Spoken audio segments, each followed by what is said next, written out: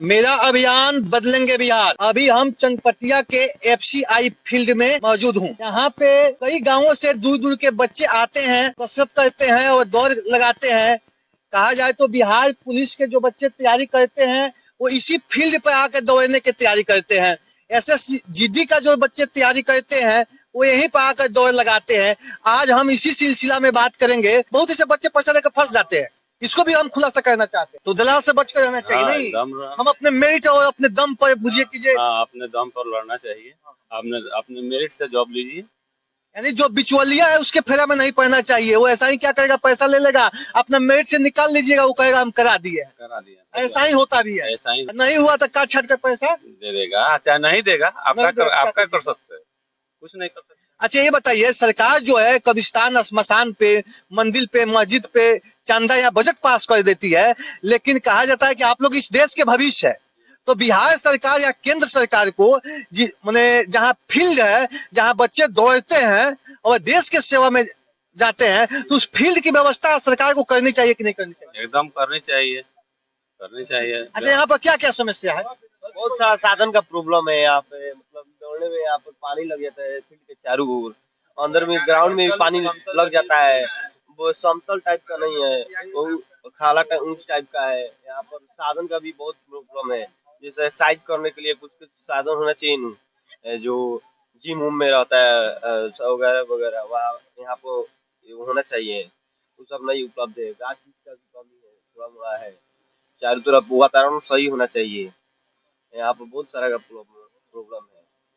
तो आप देख रहे हैं कि ये एफसीआई जो फील्ड है, यहाँ पे समस्या है। और केवल इसी फील्ड पर समस्या नहीं है, देहात के जो बच्चे हैं वो प्रत्येक फील्डों पे समस्या है। तो मैं अपने ग्राम सभा 24 न्यूज के माध्यम से इस आवाज को उठाना चाहता हूँ और सरकार को इस पर ध्यान दिलाना चाहता हूँ कि जो हम कहते हैं कि देश के जो भविष्य है बच्चे, तो उन पर ध्यान दिया जाए। कब्रिस्तान श्मशान पर तो सरकार की बजट पास होना चाहिए, लेकिन इस बच्चे पर भी बजट पास होना चाहिए। क्योंकि कहा जाए कि ये फील्ड जब सही रहेगा तो हमारे बच्चे सही रहेंगे, और हमारे बच्चे सही रहेंगे तो देश भी सही रहेगा। आपका क्या नाम है? अमित कुमार। क्या यहाँ पर परेशानी आप लोग को होती है? परेशानी है कि फील्ड पर उधर कीचड़ लग जाता है, बारिश होता है तो दौड़ने में ढेर दिक्कत होता है हम लोग को। पैर फिसलता है, इधर पैर टूटने का भी डर लगता है। मतलब यही सब समस्या है, दूसरा क्या। क्या ठीक आप तैयारी कर रहे हैं? बिहार पुलिस का। कहाँ आपका सेंटर मिलता है? सिवान। आने जाने के लिए खर्चा कौन देता है? अब घर के लोग देते हैं, दूसरा कौन देगा? लेकिन घर के लोग देते हैं नहीं, लेकिन आप काम किसके लिए करने जा रहे हैं? सरकार के लिए। तो खर्चा किसको देना चाहिए? सरकार को देना चाहिए। नहीं, सरकार को देना चाहिए ना, बिल्कुल बात सही नहीं है। तो सरकार खर्चा कहाँ से देगा? वो तो सरकार के पास पैसा की कमी नहीं है। नहीं, लेकिन देगा नहीं। हमको तो लगता है कि सरकार के पास जैसे पैसा घटता है तो वैकेंसी निकाल देता है और पैसा को वसूल कर इंग्लैंड, अमेरिका और करने चला जाता है। सभी नेता जो है 700 तो फीस इसी में लगा था बिहार पुलिस का। जिसके पास पैसा नहीं होगा वो क्या नहीं, वो तो बहुत बड़ी समस्या है। हमको कहने का मतलब है कि सरकार एक नहीं 100 एग्जाम ले, 100 कम नहीं रहता। खर्चा सरकार भी फी 500-700 रहता है हमेशा। फी 500-700 से कम नहीं रहता है किसी भी एथी में, समझे।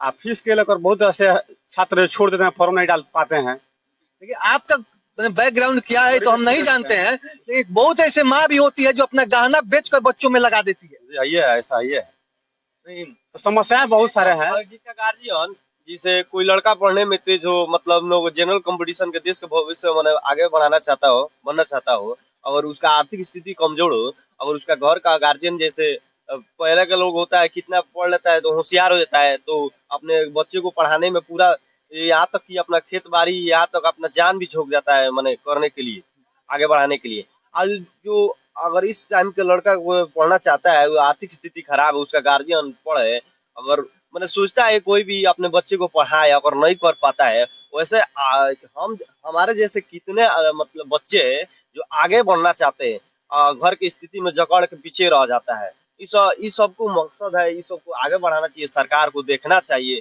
अब जैसे जैसे जिसके पास 2 बीघा 4 बीघा जमीन है, वो तो उसका बाप मतारी पेरेंट्स खर्चा करके आगे बढ़ा देगा।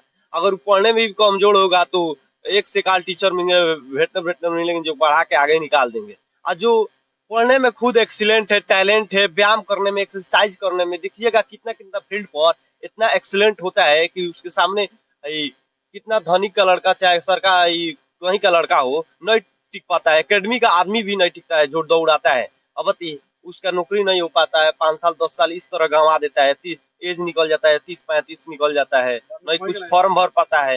अब बताइए उसके लिए सरकार को कुछ व्यवस्था करना चाहिए न। बेसी तो सबसे ज्यादा बिहार में उस सबको प्रॉब्लम है जो जिसका आर्थिक स्थिति कमजोर है, बेरोजगारी भरता है। जैसे कितना आदमी फॉर्म भर देता है, जैसे हमको पैसा कमी, अगर बेरोजगारी भत्ता भर देते हैं तो हमको 2000 का शायद कहता है को महीना मिलता है, तो महीना मिलेगा तो फिर तो हम फॉर्म नहीं डाल पाएंगे। बताइए कितने वर्ष का एज हो गया? मेरा एज मतलब आधार कार्ड के अनुसार 20 वर्ष हुआ, इस तरह तो 22 वर्ष। यानी आप भारत के एक आदर्श नागरिक बन गए हैं नहीं, और हमको लोकतंत्र मिल गया है। लोकतंत्र है हम लोग के पास नहीं, लोकतंत्र की परिभाषा यही होती है कि जनता की शासन। तो क्या लगता है आपको कि जनता की शासन है? नहीं सर का अब इन सर जनता की शासन कहाँ अब इन चल रही है, पूरा 100 में से 85% चल रहा है, 50% तो 85% कैसे हो रहा है? ये जो आर्थिक स्थिति जूझ रहा है, कितना आदमी का जिसे किसानी हो गया, सरकारी फंड मिलता है। अब जिसका देखिएगा गांव में जिसका कान सुन नहीं होगा उसका भी मिलता है, बनवा लेता है, जिसका नहीं होता है उसको भी बनवा लेता है। किसानी जिसका नहीं उतना जमीन उसका पास करा के बजट पास कर देता है। इंदिरा आवास में 2-2 बीट 3-3 बीट पास करा लेता है। बच्चे के पढ़ाई के लिए सरकार उतना हेल्प नहीं कर रही है, मतलब क्लियरेशन नहीं कर रही है, बढ़ा नहीं रही है, ग्रोथ कराना चाहिए उसको। लोकतंत्र की कमजोरी है, ठीक है ना। लोकतंत्र की जो परिभाषा है उसके अनुसार देश नहीं चलता है। नहीं तो लोकतंत्र के अनुसार, लोकतंत्र की परिभाषा के अनुसार अगर देश चलता, तो अगर आप चाहते हैं कि इस फील्ड पर समस्या है तो उसको सरकार को पूरा करना चाहिए। ये चाहते हैं लेकिन सरकार नहीं कर पाती है, इसी को कहते हैं कि ये लोकतंत्र नहीं है। लोकतंत्र आज बुझिए कि ये नेता और सरकार के आंगन में जाकर बैठ गया। देखिए बिहार का क्या कहते हैं बेरोजगारी या भूखमरी जब कब भागेगा, जब देखिएगा बिहार में एक से का अभी टैलेंट ही पैदा हो रहा है। ऑल इंडिया में IPS IAS सबसे ज्यादा बिहार के जिले से ही बनते हैं, और सबसे ज्यादा टैलेंट ही बिहार के लोग में है।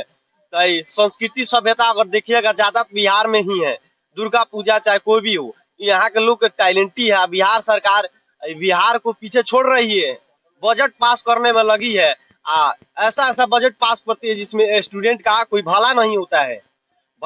ऐसा बजट पास करना चाहिए जिसमें स्टूडेंट का भला हो, जो गरीबी स्थिति से गुजर रहा है, जो भूखमरी से गुजर रहा है, बेरोजगारी से गुजर रहा है, सोच रहा है कि हम एक फॉर जैसे चाइना मीठा का हो गया, गार्जियन कितना होता है कि जिसका दिहाड़ी 500 से ऊपर आता है तो वो तो कर लेता है, जिसका कम रहता है, जो नहीं कमाता सक्षम हो पाता है, मजदूरी करता है, वो मतलब लड़के के बाल बच्चे को कैसे पढ़ाएगा, कैसे? समान शिक्षा पर समान अधिकार नहीं है।